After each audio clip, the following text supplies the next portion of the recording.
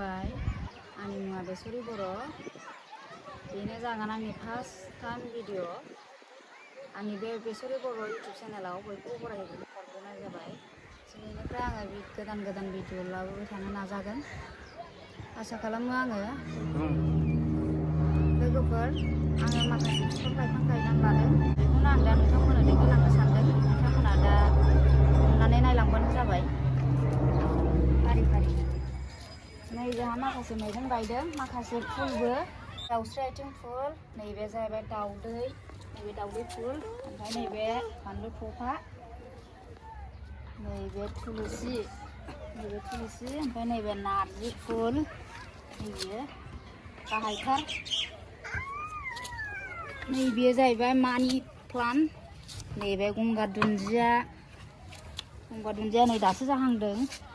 नै बानलु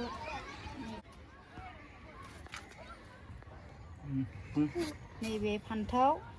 नैबे माबा पार्बती फुल बियो नैबे माबा फान्थाव एम्बु बिफां बियो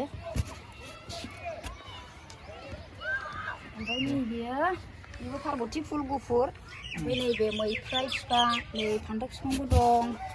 ओरैहाय मैथा गोजा दं मैथा गोजाया नै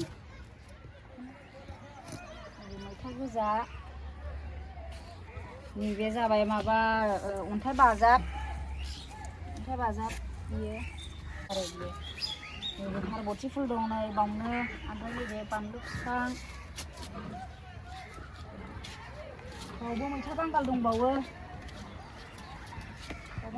आरो पार्बती फुल दंदेरो नै आरो नै बिथिं स्नेक ट्रि दं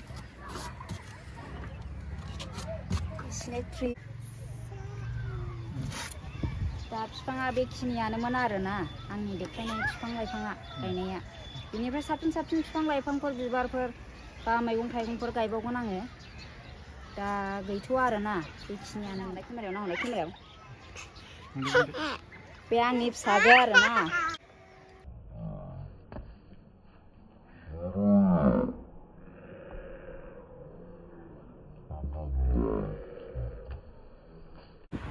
भिडिअखौ आं एसेयावनो फोजोबनाय जाबाय भिडिअखौ मोजां मोनदों नायनानै जुदि मोजां मोनदोंब्ला लाइक आरो शेयार आरो कमेन्ट खालामनो दाबाव